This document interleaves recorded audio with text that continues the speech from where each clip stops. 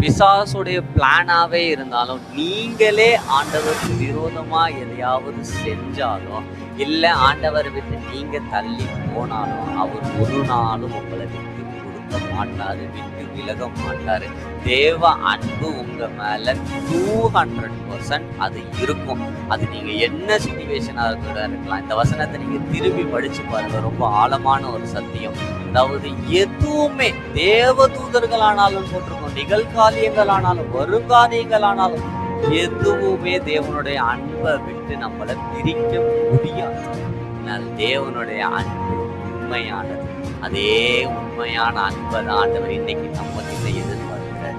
ஆண்டவருடைய இந்த கேரக்டரை நீங்க எடுத்து நீங்க உங்க வாழ்க்கையில இம்ப்ளிமெண்ட் பண்ணிட்டீங்கன்னு வச்சுக்கோங்களேன், உங்க வாழ்க்கையில ஒரு மிகப்பெரிய மாற்றத்தை அநேக கண்கள் பார்க்கும். நீங்க ஒரு வேலை ஷார்ட் டெம்பரா இருக்கலாம், டக்கு டக்குன்னு கோவப்படுறவங்களா இருக்கலாம். ஆனா இந்த தேவனுடைய அன்பை உங்க வாழ்க்கையில இம்ப்ளிமெண்ட் பண்ணி பாருங்க. அநேகர் உங்க வாழ்க்கையிலே நீ ஃபர்ஸ்ட் மாதிரி இல்லையே, நிறைய சேஞ்ச் ஆகிட்டியே, என்ன அதோடைய ரகசியம் என்னன்னு சொல்லிட்டு நிறைய பேர் உங்களை வந்து விசாரிக்க ஆரம்பிச்சிருவாங்க. நிறைய பேரோட அட்டென்ஷன் உங்க மேல திரும்ப ஆரம்பிச்சிருவோம். காரணம், தேவனுடைய அன்பை உங்க வாழ்க்கையில நீங்க இம்ப்ளிமெண்ட் பண்ணிருக்கிறீங்க. தேவனுடைய அன்பை உங்க வாழ்க்கையில நீங்க செயல்படுத்த ஆரம்பிச்சிட்டீங்க.